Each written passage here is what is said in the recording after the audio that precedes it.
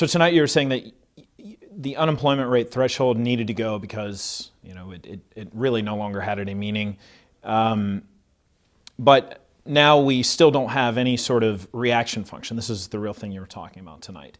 So I'm wondering, is Chairwoman Yellen's statement of that 6-month time period a type of reaction function or not? No, I think a reaction function is a function based on the economy and the data, not about calendar time. So I think a reaction function would be a step forward. I don't think we have a very precise one yet. I do think the statement that came out was at least a step in the right direction. I think there's a ways to go yet to make it an operational reaction function. But I was moderately pleased with sort of what we came up with, that we were going to be assessing progress towards our goals, and that would determine our interest rate policies. And I think that's a form of we're reacting to progress towards our goals.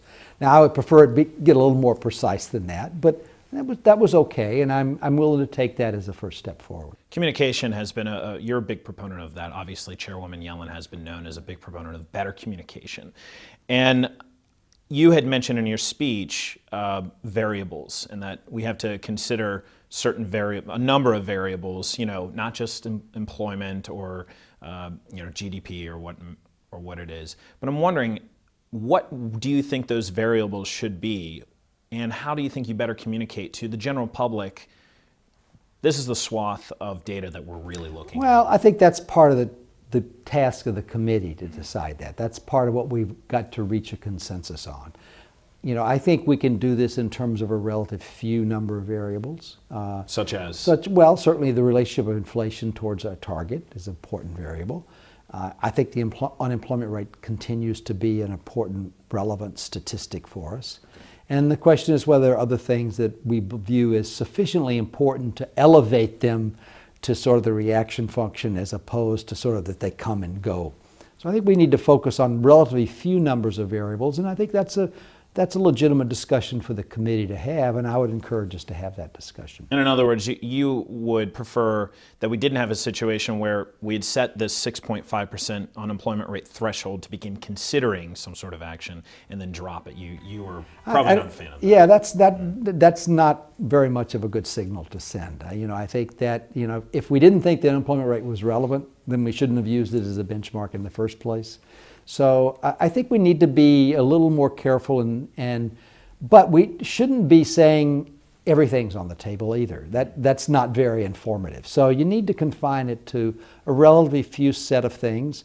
I certainly might have my own preferences for some of those things, but I think this is a committee decision, not something that I would just want to dictate. So I would encourage the committee to engage in a dialogue about trying to narrow it down to a reasonable number of variables. And finally, you had, at the end of your speech, talked about having a clear qualitative reaction function. I'm wondering how you think that the Fed doesn't currently have one of those in place. Well, I don't think we've ever sort of specified what those are. I gave you an example of sort of the current statement, how I thought that was kind of a step in the right direction, but it was far from being very specific. It allowed a lot of leeway, which I understand the committee likes to have flexibility to do things, but I think we need to become a little more specific about it and pin it down a little more precisely than that.